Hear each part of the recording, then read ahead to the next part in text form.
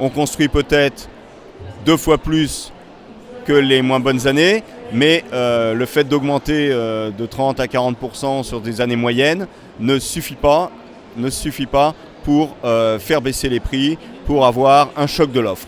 Il faudrait, je pense, construire au moins 3 fois plus pour qu'il y ait un choc de l'offre. Tant qu'on n'arrive pas à construire 3 fois plus, qu'est-ce qui se passe? Il y a petit à petit, en fait, au contraire, une bataille plus féroce sur le foncier. Le Grand Paris dynamisant l'économie et l'État dynamisant l'économie actuellement. On a aussi les coûts de construction qui augmentent parce qu'il y a énormément de travail pour les entreprises de bâtiments. On se retrouve donc avec des fonciers qui deviennent plus chers, des coûts de construction qui deviennent plus chers.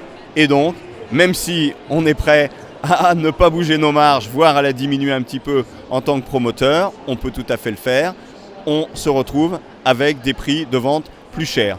Aujourd'hui, les taux étant très bas, ça passe encore. Si demain les taux augmentent ou si des promoteurs comme nous continuent à penser que ça va se vendre plus cher, il va y avoir, à mon avis, en effet, une désolvabilisation totale de la classe moyenne.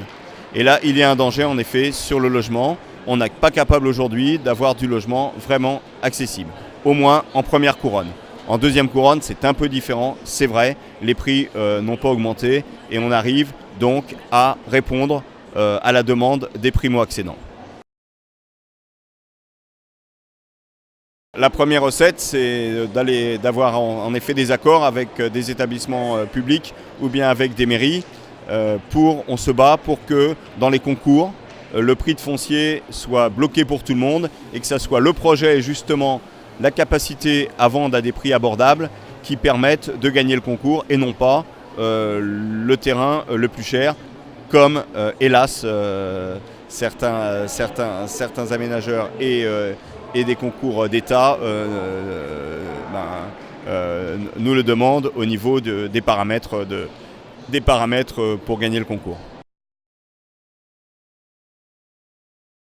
Je crois que la vision de la ville de demain, c'est de se centrer davantage encore sur l'humain et de se demander en effet comment c'est pas un cœur de ville qu'il faut créer, mais c'est un cœur de vie. Et là, il faut vraiment avoir une vision, je dirais, intergénérationnelle. On voit comment des maires qui ont plus de 60 ans ont encore une dynamique pour se soucier, on le voit à ce salon, pour se soucier des jeunes générations. Et en même temps, on a des jeunes générations, la valeur n'attend pas le nombre des années, qui sont capables de se donner pour ne pas faire simplement une ville, mais faire un cœur de vie.